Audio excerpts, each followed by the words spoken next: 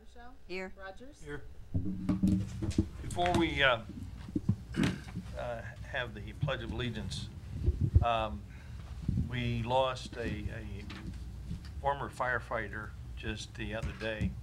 Had retired from Greenville Fire Department, Charlie Anthony, and I'd like to take just a moment in Charlie's behalf and to support the family in his passing.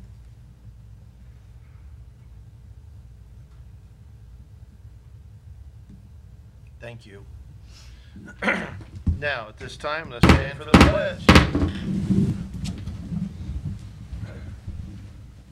I pledge allegiance to the flag of the United States of America and to the republic for which it stands, one nation under God, indivisible, with liberty and justice for all. Thank you. Approval of the minutes. The minutes of February 20th have been mailed. Any additions or corrections? Seeing none, they will stand approved as presented. Approval of the current financial report. You've all received copies of that. Do I have a motion to approve? So moved. Motion by Mr. Rogers to approve the current financial report. Discussion. Call the roll, please. Schmidt? Yes. Whitaker? Yes. Wright? Yes. Godwin? Yes. Hensley? Yes. Michelle? Yes. Rogers? Yes. Approval of the agenda. There is nothing to add or delete from the agenda at this time, so it is as presented. Make a motion to approve the agenda as presented? Motion by Mr. Schmidt to approve the agenda as presented. Discussion. Call the roll, please. Schmidt? Yes. Whitaker? Yes. Wright? Yes. Godwin?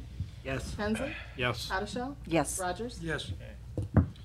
Okay, under public hearings, we have one scheduled, and that's the application for placement of farmland in an agricultural district, which is the CAUV designation for the farmland that the city has within the city limits. We are required by law to hold a public hearing. Anyone wishing to address that issue, please come to the microphone, state your name and address, and give your whatever you want to give. So, if no one is coming and no one wishes to, I'll declare this public hearing closed. We let the minutes show that we did open the public hearing and there was no participation, and we will proceed on. Is that what you need, Auditor? Yes. Okay, thank you very much. Anyone else wishing to address council may do so. Come to the microphone, please. Give your name and address and state your case. And I don't see a lot of people moving quickly, so we'll move along to administrative reports. Mayor Willman. I just have one thing, and I want to talk about, or just say something about the Anthony family. They've been lifelong family friends of my family, and I've known them for all my life, and I wish them all the best, and sorry and condolences to the family for Charlie's passing. So, thank you. I pass. Thank you. Safety Service Director, Mr. Garrison. Thank you, Mr. Burgett. You have my report in front of you. We have a few things to discuss this evening. Ongoing projects, our dispatch console and answering system have been installed over the last 2 weeks. The new Kenwood radios that we purchased from J&K Communications have been delivered. The portable radios have been distributed, and the mobile radios have been installed in all of our vehicles. This past week, a week ago yesterday, the police department went live on the MARC system, and then today at 1 o'clock, the fire department went live on the MARC system. We've had a few bugs that we've needed to work out, a few things that needed to be tweaked, but we are working through those issues. We are quite pleased with the MARC's radio. The ability that that system gives us to communicate is far greater than the capabilities that we had through the old VHF system. So as we work through those bugs, we're really excited about the opportunity to be using those new radios. So we appreciate council supporting both our fire and our police department with those recent purchases. With the annex, we've started the roof replacement yesterday. Unhappily, I report to you that within the first 3 hours of starting the project, it's necessary to have a $3,000 change order, just due to how the roof was previously constructed and redone. So there's a little additional work that we need to have completed. Roof drains need to be replaced, and then OSB plywood needs to be installed all the way around the perimeter, around the parapets, to make sure that that is secured as well with the new membrane will overlay the plywood. So those were some unforeseen circumstances, and that's why we add in a contingency to each of our projects. The last project to talk about this evening is the Donald Drive Waterline project. The main line, as I have reported in the past, has been installed, and now we are starting to install the various or individual water services to each of the homes. So, in our street department, a few things to report before I'll start with actually B on that list. Jennifer Robbins has been hired as the street department secretary. I believe she will start in a couple weeks. Was asked already this evening about limb and brush pickup. It is that time of the year, and that pickup will start on Friday, April the 6th. And if we have new residents or even old residents who have not utilized this service of the city, we do ask that if a homeowner were to have brush or limbs that needed to be picked up, that they would contact the street department before April the 6th, and they can contact the street department at 548-2215 to schedule your pickup. The weekly pickups do need to be scheduled. If an individual or property owner just sticks the limbs out at the street and does not call the street department, most likely they will not be picked up. So please make that call, and each homeowner or each property gets 2 limb pickups per year. So again, that limb pickup starts on Friday, April the 6th, and will continue through the spring and summer on every Friday. We will be conducting a spring leaf pickup. Any of the leaves that were missed in the fall of 2017, if those leaves are put out to the curb, the week of April the 2nd through the 6th, the street department will fire up the leaf machine, and we'll be driving around town, and they will pick up those leaves. So please have your leaves out to the curb prior to April the 2nd. As that week we will drive around, most likely we'll hit every street one time. So have your leaves out, and we will get those picked up as well. And then the next thing I'd like, or last thing in the street stormwater department that I'd like to talk about is our street sweeper. Back in 2012, the city purchased a Timco 425 street sweeper. I believe the approximate purchase price of that street sweeper was $150,000. When we made that purchase, we had a street sweeper that we had pretty much driven the wheels off of, and we sold on Gov Deals for $10,000.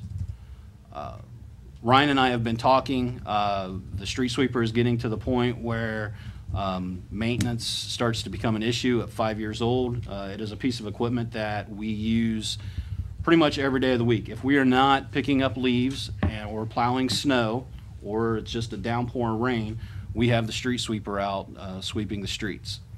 The street sweeper, when it was purchased out of the stormwater department, which is an enterprise fund.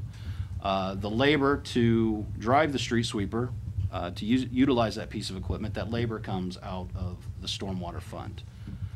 In talking with Contract Sweepers, who is the dealer for Timco, the cost of a new street sweeper is approximately $165,000. When we asked what our trade-in value of our current street sweeper would be, that trade-in value was going to be less than probably $40,000. Then we asked the question, well, if we sold it outright, or if you had our street sweeper and you sold it on your lot, what would you sell it for? And he stated $65,000. There's another community in Darke County who is interested in our street sweeper for $65,000. So we would get what we consider full retail price of the street sweeper.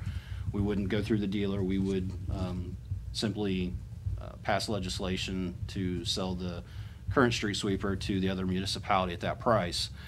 My thought process is, and the reason I asked council for some dialogue this evening, I don't want to see us get in a position where, one, we have a piece of equipment that nickels and dimes us on maintenance.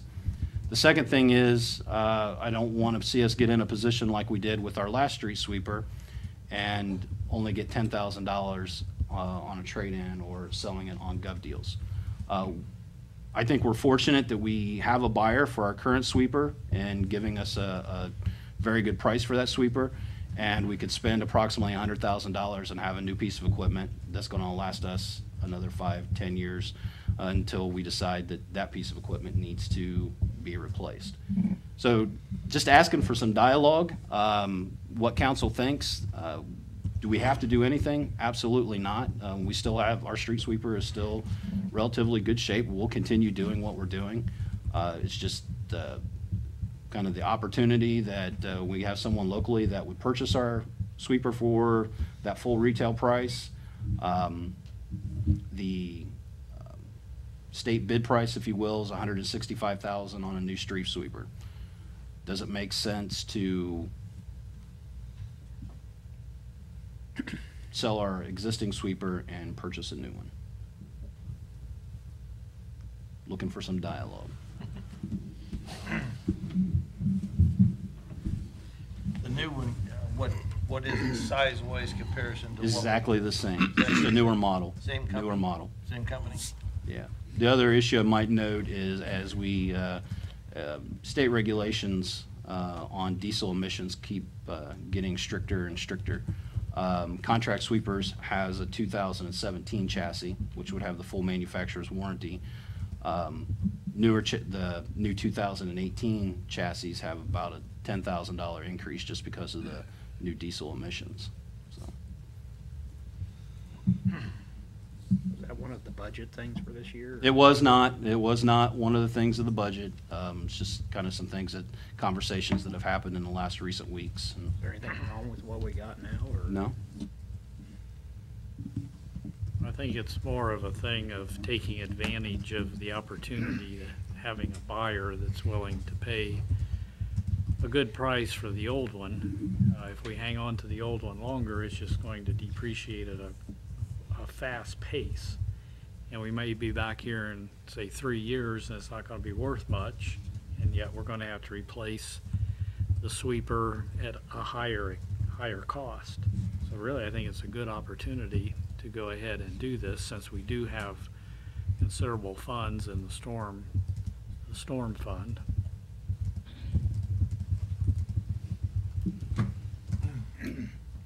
At the place where we'll probably start getting a lot of maintenance requirements, and we'll probably miss some days of service, I would think, wouldn't it? It's possible. Something to look at. So how long would you say that the new one would last? Approximately? Same. I mean, About the same. you're looking at 5-6 years? or longer. This one's 6 years old. We got this one in 2012, right? Right. That last one that was sold, how old was that thing? When I say we drove the wheels off of it, I'm not kidding. Is that an Eldridge Pelican? No, it was a Timco. It was a Timco unit. Actually, the dealer, from Indiana purchased the machine, and I think they bought it for 10 and turned around and sold it for like 19. They rehabbed it, refurbed it.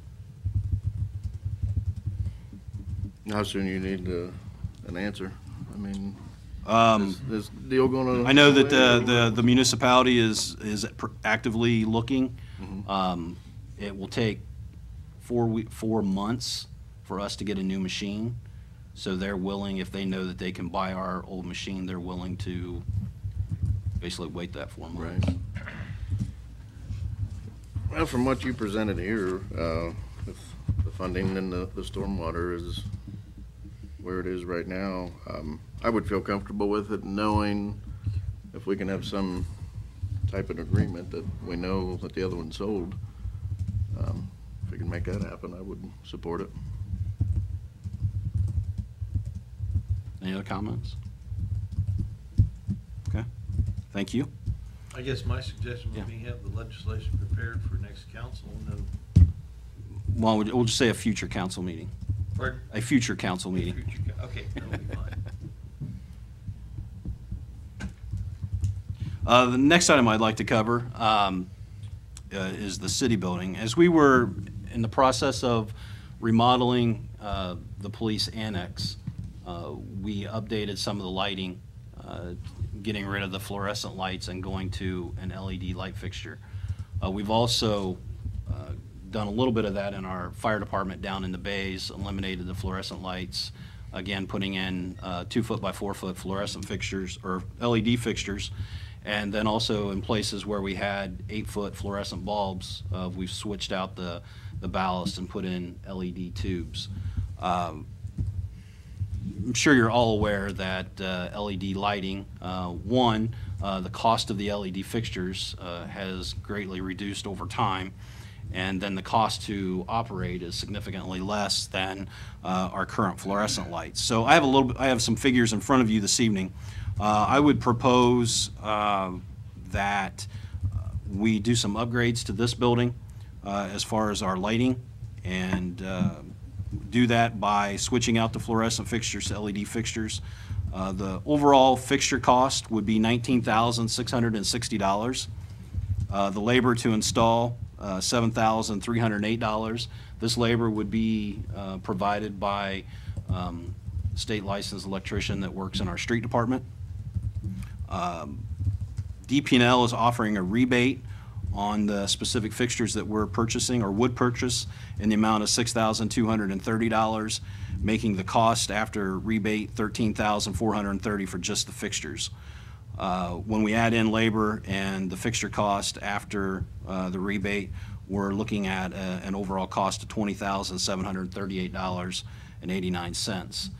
When doing the calculation on energy savings, it would take 2 years worth of savings of energy to pay for the $20,738 in labor and fixtures, and then after 2 years, we start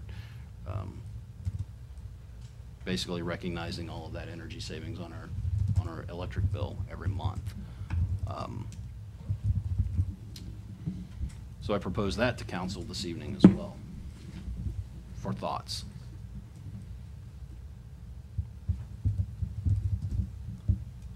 You mentioned labor for that. You said someone from the street, they can do that? Sure. Well, it seems like it makes sense. Something that we're gonna need to do at some point. We might as well do it. Last year, I believe it was last year, your first year as mayor, Mayor Wellman went to the Ohio Municipal League, and he had a conversation with a company out of Cincinnati that provides energy audits for municipalities. And they had already done this energy audit for Greenville several years ago. I believe that's when council made the decision to update all of the traffic signals to LED lighting. And Ryan bought retrofit kits through CIP, and we've recognized a continuous savings just in the energy usage of our traffic lights, and you see that each year in the mayor's report. Ryan has a specific section that he provides council with a report showing you what that savings looks like. I believe we would see that same type of savings by changing out the light fixtures here in the city building, and it would provide us with better lighting. Good idea. Is that, excuse me, is that something that would come out of the CIP then? Is that, or? Well, it's not $25,000, and Oh, that's right. the labor would be in the form of a chargeback. So the overall fixture cost, it would just be a budgeted item in the city building. The municipal building has its own budget line items for new equipment, so it would be found there It could be worked within that budget. with some additional appropriations. Okay.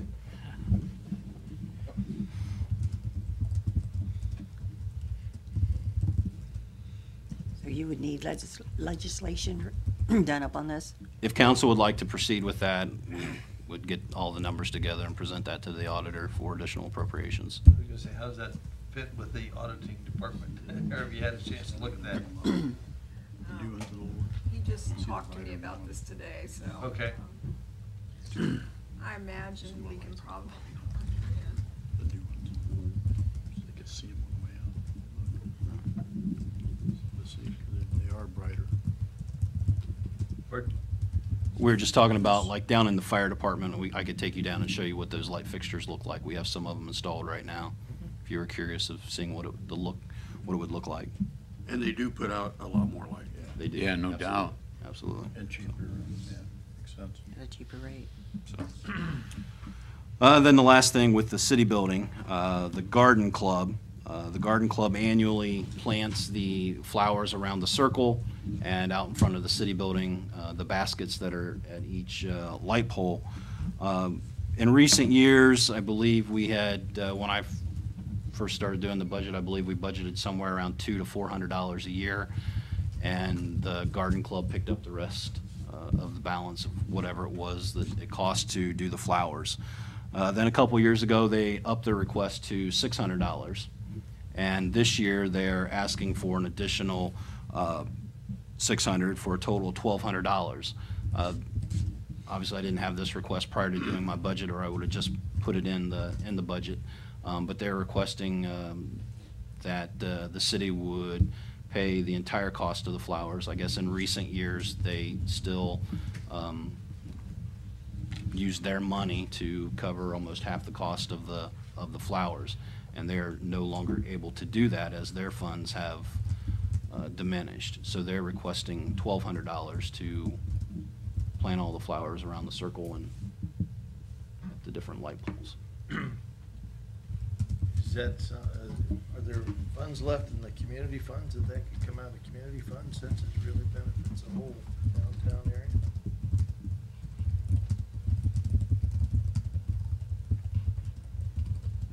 We did have a reserve, Yeah. 20 grand. I would say that it could. Just a suggestion. That's a place we could get it from. Roxanne, would it be easier if council made a $1,200 donation to the Ladybug Garden Club rather than running all the invoices through Ryan? And I don't know how it has worked in the past. Is that? yeah, they've just turned in a bill to Ryan, and I believe then we've processed it and turned around and written them a check. I don't know if has been a problem. Has Ryan No, said I'm just Would it be easier? just asking a question. Okay. I don't know. What's council's pleasure? That, Would the flowers be down Broadway? No. Or just on the circle? Just on the circle. Main Street, Greenville, and a lot of community folks, like somebody from out of the community will take a flower box, and that's their flower box. They get the flowers through Main Street, Greenville, they plant the flowers, they maintain the flowers throughout the year. They will take turns watering all the flowers. But all those individual flower boxes down Broadway those are sponsored by Main Street, Greenville.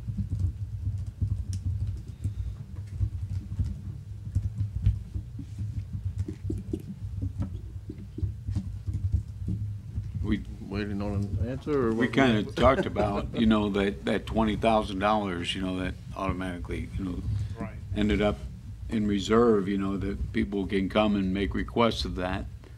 And, that's definitely a possibility, depending upon, the views of the rest of the council. So do I we- think what I'd like to do, how soon does it, are we under a timeline here? I know they want to get started as quickly as possible, but if I make a committee assignment to the finance committee to review that in regard to the community funds issue, could we have a report back by the next meeting in March?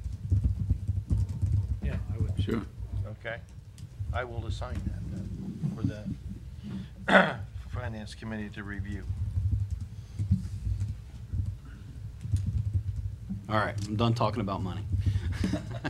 That's good. The last issue I'd like to discuss with you And not to rehash a bunch of history, but I'm sure you're all well aware of how this county has, countywide, we are all making this transition to the Marks radio system.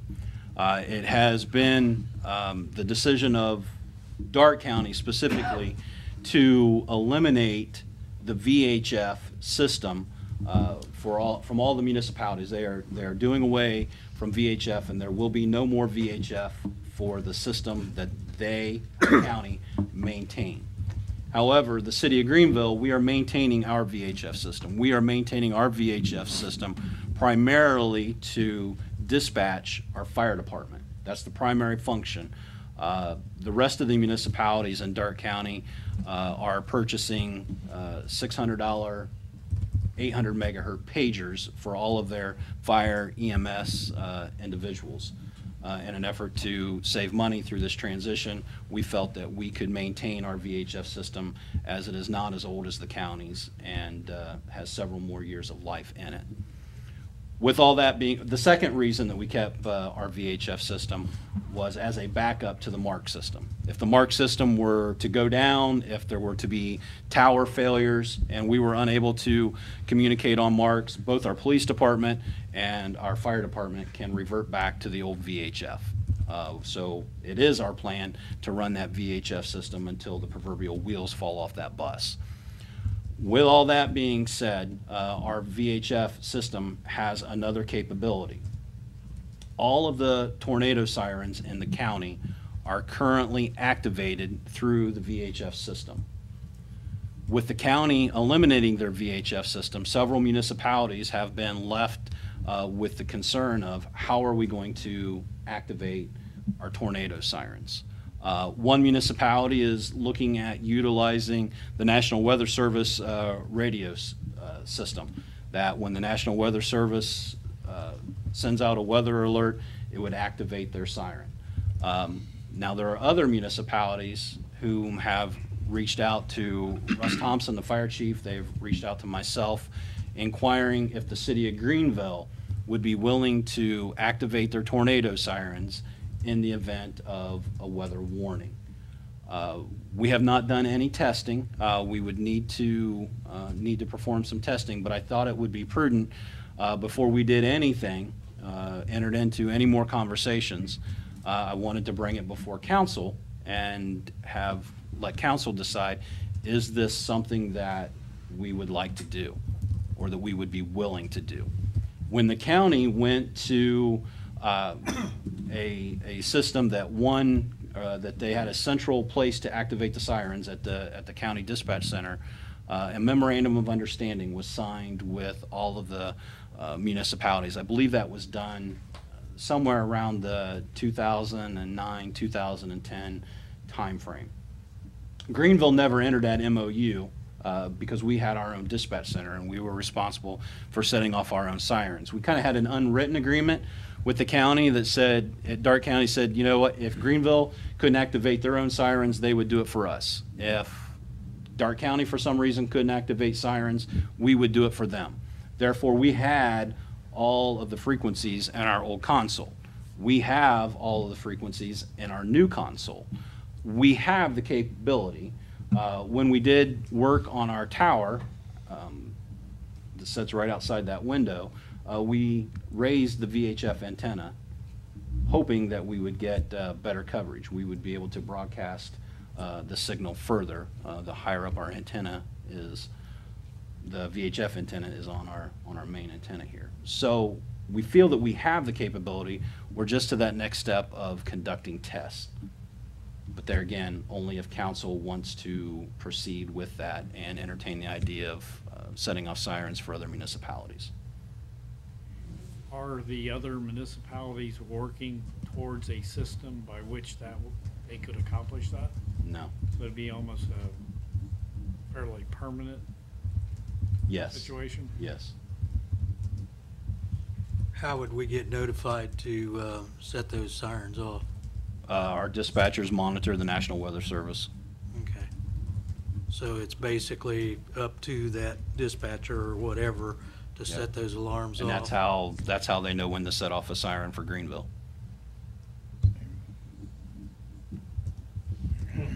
One went off last Wednesday night, didn't it? Inadvertently.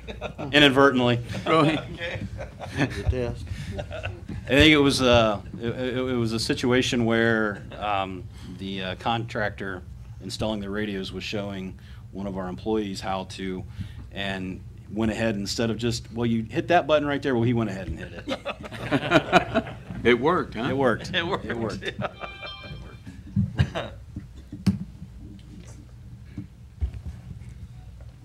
I think it would be a good idea. Pardon? I think it would be a good idea. Anyone that's adamantly opposed to this issue? Would it put more of a strain on our system, that it would be wearing out quicker or anything like that? No, no. It's literally, it's a button that's programmed in the computer, and you move the mouse over and you click on top of that siren. There's really no reason for us not to do it, right? I mean, Yeah, I mean, we would write or Eric would write the MOU in such a way that we're really not going to, well, and I guess that's one of the things that I didn't cover on here. Do we charge for that service or do not to charge? Charge or not to charge? The county never charged anyone to do that. I did, and the reason I ask you that question is just that is a question that has been posed by several of the municipalities. We're even willing to pay you if you would just do that for us. But I think with payment also comes a little more liability. Yeah, I if would think something were to so. happen.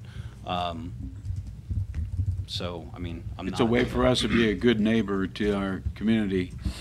Absolutely. And I have had a conversation with Chief Whitaker this afternoon, just letting him know that I would be discussing this evening, and that other municipalities or various municipalities had contacted the city, and he was of the opinion the sirens belong to the municipalities. If they want to have the city of Greenville activate their sirens, that's their prerogative.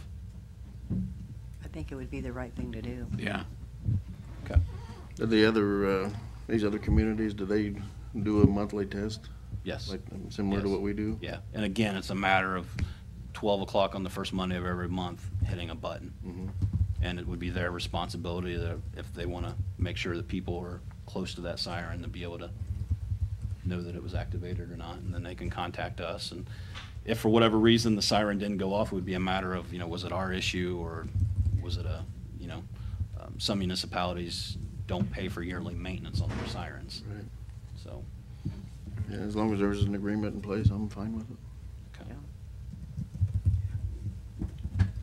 All right, thank you.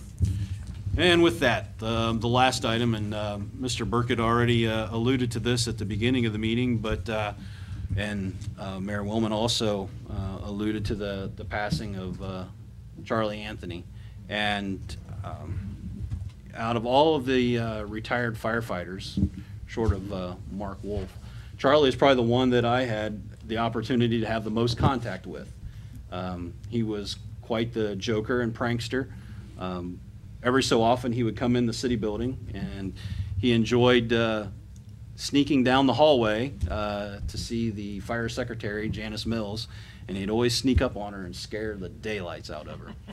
But then he would always manage to come back, and he would stop in to see the mayor and myself, and he would always share some words of wisdom of what was going on in the city. So we will all definitely here at the city building miss Charlie. And just to note, one of the reasons that Charlie came in to the city building was that he was a volunteer for the Darke County Visitors Bureau. And he would stop into the city building and make sure that all the pamphlets were full, especially in the summer, on a monthly basis. So we appreciated that service, and he will definitely be missed. And Russ, Fire Chief Russ Thompson, gave me this to read for council's benefit, and then also those in the public. Greenville firefighter retired Charles Anthony passed away over the weekend. He was appointed to the Greenville Fire Department on October the 1st, 1971, and he retired August the 17th, 1994. His visitation will be this Friday from 4 o'clock to 8 o'clock, or 1,600 hours to 2,000 hours, at Tribute Funeral Home, formerly known as Oliver's. Our fire department, the Greenville City Fire Department personnel, will be attending the services, and they will be providing the appropriate honors at the request of the family. And it will be our honor to serve Charlie this last time. And to our condolences to his family in this time of loss. And with that, Mr. Council President, I will pass. Thank you, sir. Thank you for doing that, too, Chief Thompson. Okay, moving on, Law Director, Mr. Brand, I will pass. and City Auditor, Mrs. Walker. Thank you, Mr. Council President. I just wanted to mention to council, as of last week, we have a new member in our auditor's office. Patty Bargy began her position as audit clerk. And if you all get a chance, stop by and wish her well. We're glad to have her. And with that, I pass.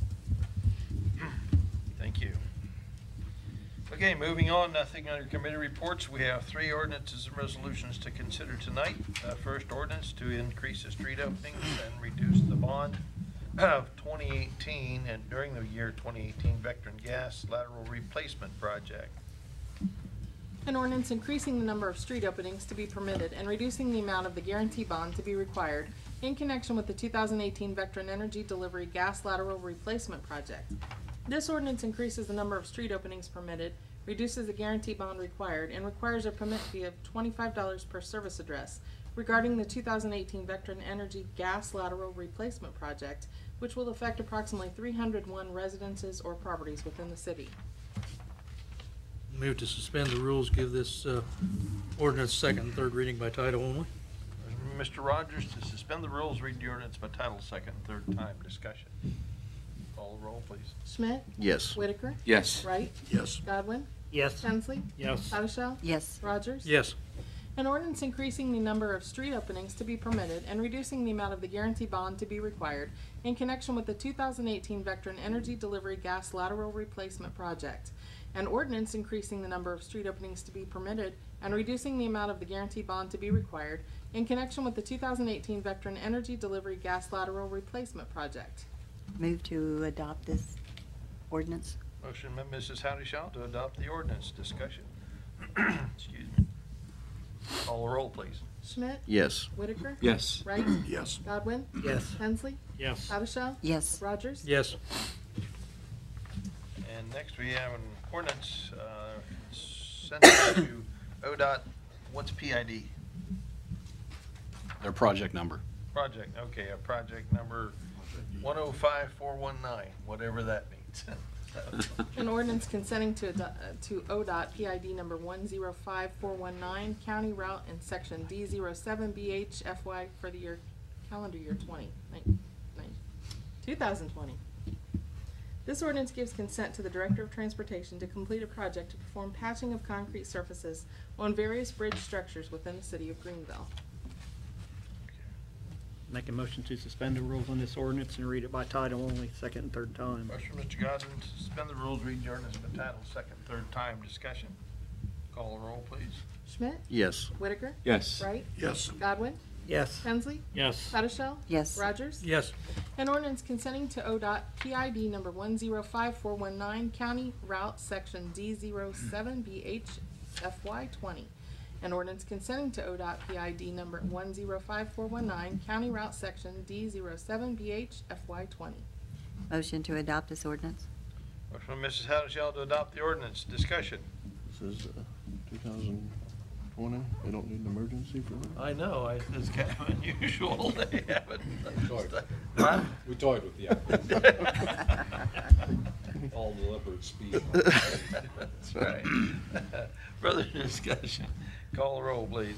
Schmidt? Yes. Whitaker? Yes. Wright? Yes. Godwin? Yes. Hensley? Yes. Addishell? Yes. Rogers? Yes. And next, we have a resolution authorizing financial assistance in support of the community-based entities. A resolution authorizing financial assistance in support of the endeavors and pursuits of certain community-based entities. This resolution authorizes financial assistance to community-based entities as follows. Dark County Visitors Bureau in the amount of $18,000. Main Street Greenville in the amount of $18,000. Dark County Horseshoe Ohio State Tournament in the amount of $1,500.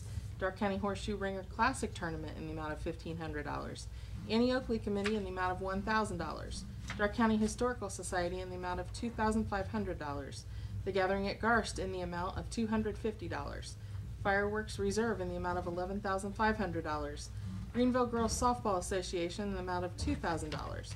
Greenville Citizens Baseball League in the amount of $2,000. And community events appropriations in the amount of $10,130. Move to suspend the rules, give this resolution second and third reading by title only. Motion by Mr. Rogers to suspend the rules, read the resolution by title, second, third time. Discussion. Call the roll. Schmidt? Yes. Whitaker? Yes. Wright? Yes. Godwin? Yes. Hensley? Yes. Addishell? Yes. Rogers? Yes. A resolution authorizing financial assistance in support of the endeavors and pursuits of certain community-based entities. A resolution authorizing financial assistance in support of the endeavors and pursuits of certain community-based entities. Move to Um, adopt, oh, Pardon? Go ahead. move to adopt this resolution. Motion to adopt by Mrs. Howdeshell. Accepted under discussion. I think you might have misread that. Did you say Dark County Historical Society 25? I think she did. Yeah. I was gonna ask. 250. Okay, all right. I just wanted to make sure we had changed. Okay. Further discussion. Thought you said 250. Motion is to adopt. Call the roll, please. Schmidt? Yes. Whitaker? Yes. Wright? Yes. Godwin? Yes. Hensley? Yes. Addishell? Yes. Rogers? Yes. Okay.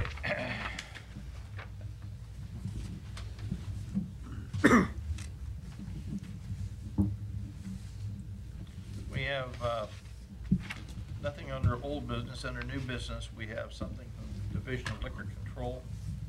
Stock ownership, Daniel St. New Enterprises Incorporated, doing business as Danny's Place, 308 South Broadway, first floor, Greenville, Ohio. Care to share that? A letter dated February 23rd, 2018. I have no objections to the stock ownership for Daniel St. Ignan Enterprises Incorporated, doing business as Danny's Place at 308 South Broadway, first floor, Greenville, Ohio, 45331. Permit number 1918034, pursuant to attached paperwork. Chief Steve Strick. So, unless council disagrees, do we have to have a motion on that? I didn't think so. Oh, that's right. Pardon? We need to move to not request. Oh, that's right. So move. Motion by Mr. Rogers to not request a hearing on that issue. Discussion. Call the roll, please. Schmidt? Yes. Whitaker? Yes. Wright? Yes. Godwin? Yes. Hensley? Yes. Addishell? Yes. Rogers? Yes. Matters of communications. What do we have? Monthly reports were received from the following departments: Fire Department, Income Tax Department, and Transit Department. A Cities and Villages magazine was received from the Ohio Municipal League, and an email dated March 2nd was received from Main Street Greenville regarding an article in USA Today featuring downtown Greenville as a charming main street in Ohio. These reports and email have been distributed to council. Charming Main Street. That's cool. I like that. Seeing nothing else, we'll call down the council, please. Mr. Schmidt? I will pass. Mr. Whitaker? I'll pass. Mr. Wright?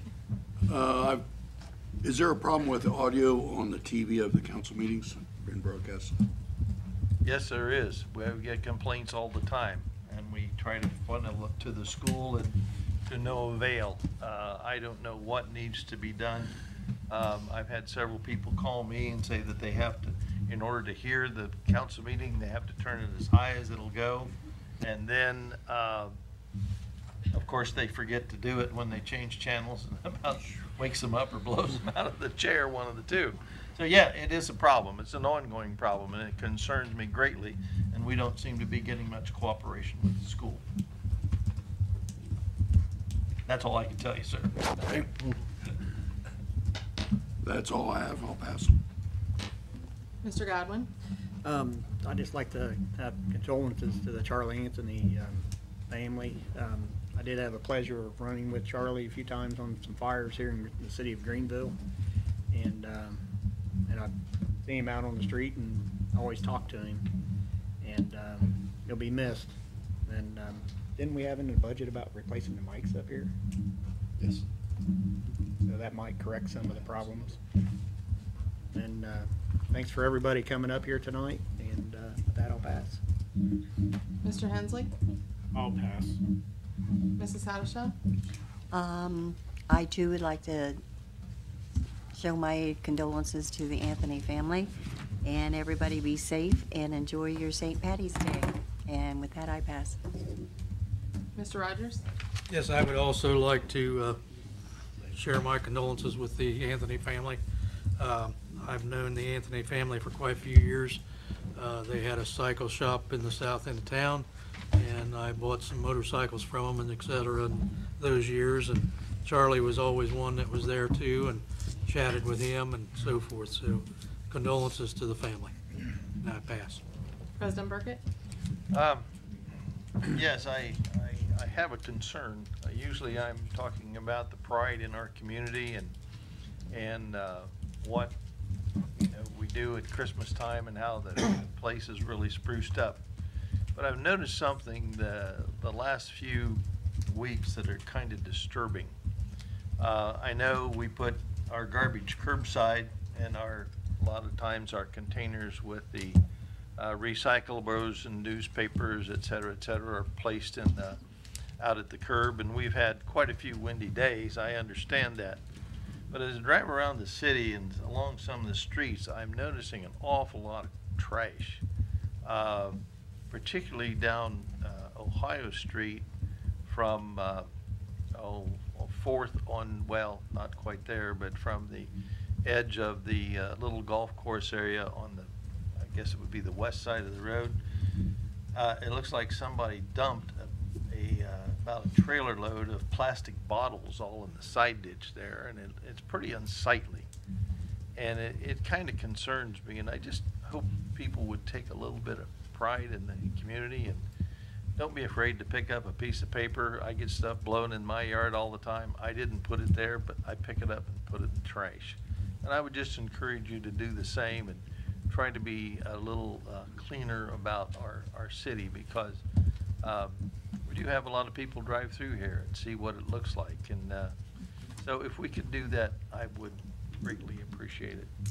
And also, again, to the Anthony family, yeah, good friends and known the family for quite some time. With that, I will pass and entertain a motion. Motion to adjourn. Motion by Mrs. Hattershell to adjourn. Call the roll, please. Yes. Whitaker? Yes. Wright? Yes. Godwin? Yes. Hensley? Yes. Hattershell? Yes. Rogers? Yes. Thank you all very much for your attendance. Good night.